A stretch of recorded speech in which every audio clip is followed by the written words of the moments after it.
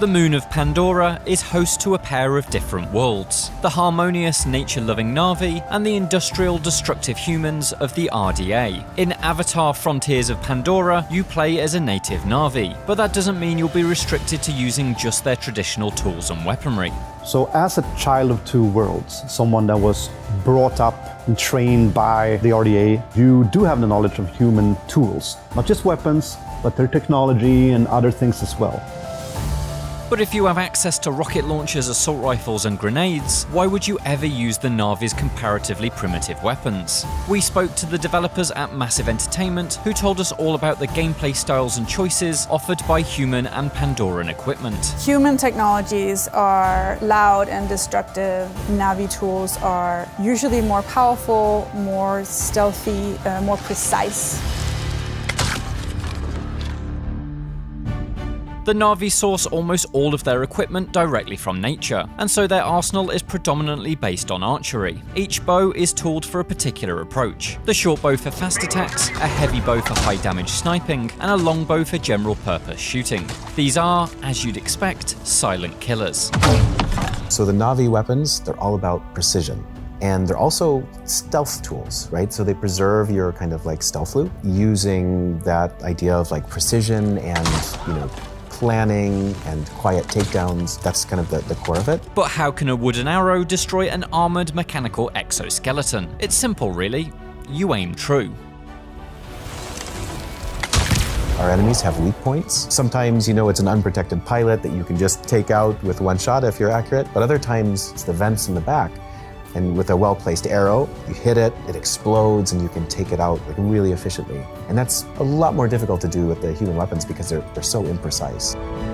But if you don't want that, we also have special ammo. So, there's a special ammo type where you actually duct tape grenades to an arrow and you can shoot that arrow and have it explode. And of course, that's fantastic. While you can drive back the RDA with either Na'vi or human gear, not every aspect of Frontiers of Pandora offers that choice. When it comes to hunting, we really encourage players to be merciful when they hunt and to get a clean kill as well. And you can't hunt with human weapons. The Na'vi, they'll smell it a mile away that it's got metal and it's been tainted by the human technology, so it's not what you want to use for hunting. They destroy the thing you're hunting because they're so loud and destructive. So that's one way where we're encouraging the use of Na'vi weapons a little bit more. While Na'vi weapons are encouraged for precision and hunting, there will often be times when you need speed and aggression. That's where your character's early life with the RDA will come in handy. They know how to use all the human weapons, from assault rifles to rocket launchers.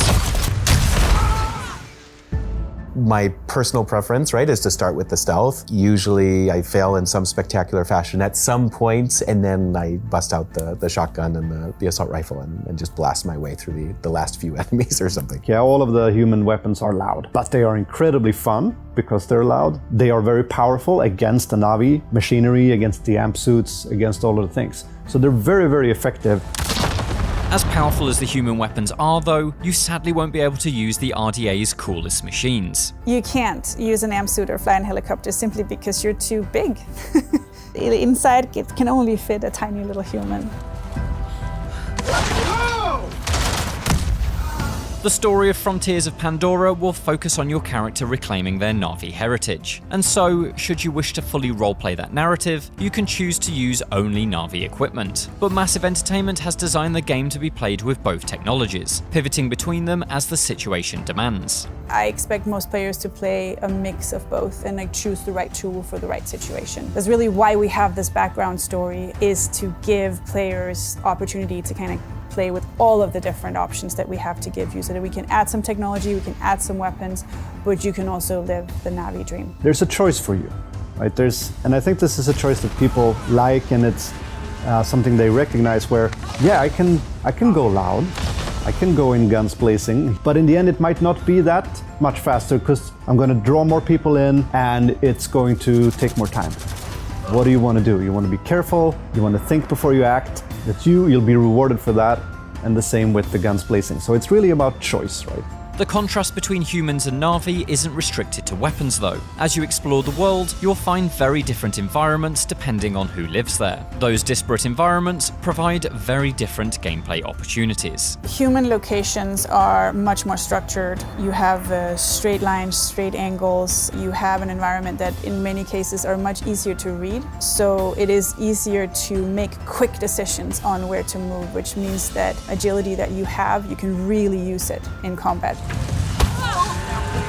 As beautiful as a natural environment is, it's also naturally just more chaotic. That's one of the big differences. But we also have other environments than the rainforest, right? We have really big open plains in the upper plain as an example, where that changes how you approach these things as well. By starting with a protagonist who belongs to both Na'vi and human cultures, Massive has been able to build a game with both multiple playstyles and environmental texture. We'll see if that blend works in harmony, or if the RDA guns are OP, when Frontiers of Pandora launches on December 7th. For more, check out our hands-on preview and the developers discussing why they chose the first-person perspective. And for everything else, stick with IGN.